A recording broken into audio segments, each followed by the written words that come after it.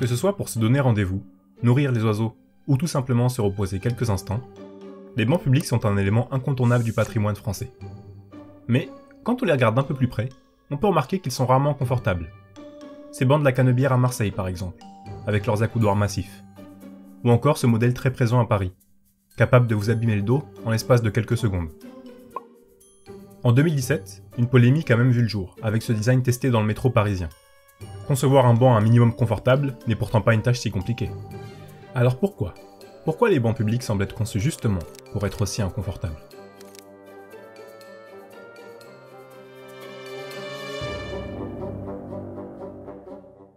Paris, première moitié du 19e siècle.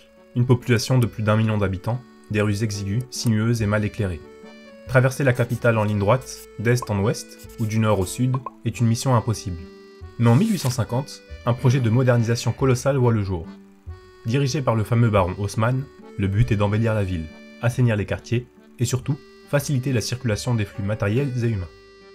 Aujourd'hui, la minutie et le sens du détail de l'urbanisme haussmannien constituent la marque de fabrique de la ville lumière.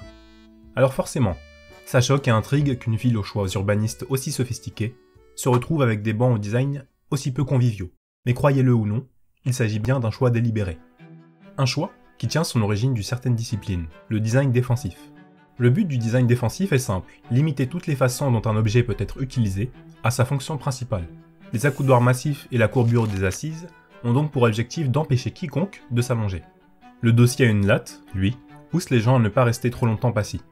Mais en faisant un peu plus attention à nos rues, vous pouvez vite remarquer que le design défensif ne touche pas qu'aux bancs. Visitez n'importe quelle ville animée en France, et vous trouverez des exemples de design défensif un peu partout. Il s'agit de définitions en pierre ou en pic sur certains murets, des poteaux aux extrémités sphériques, ou encore des alarmes moustiques dans les parkings, délivrant des sons à haute fréquence censés gêner les regroupements de jeunes. Fait surprenant, on retrouve même ce principe de design défensif dans l'architecture haussmannienne elle-même.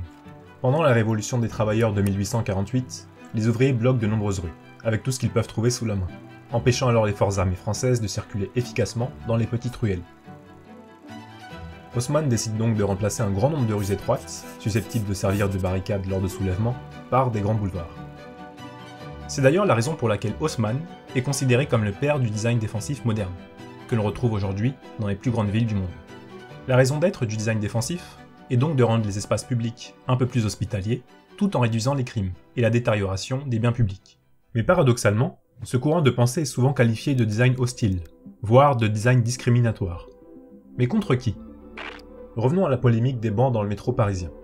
Quelques jours après leur implantation, les réactions à l'encontre de cette initiative n'ont pas tardé à voir le jour.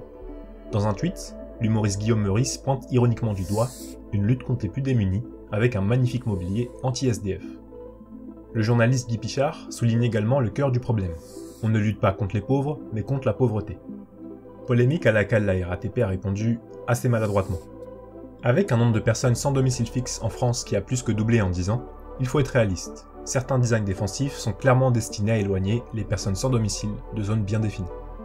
Mais ces pratiques rentrent en totale contradiction avec les politiques d'inclusivité de plus en plus mises en avant en France, remettant fatalement au goût du jour une question fondamentale en urbanisme. Pour qui et contre qui pensons-nous l'aménagement de nos villes ?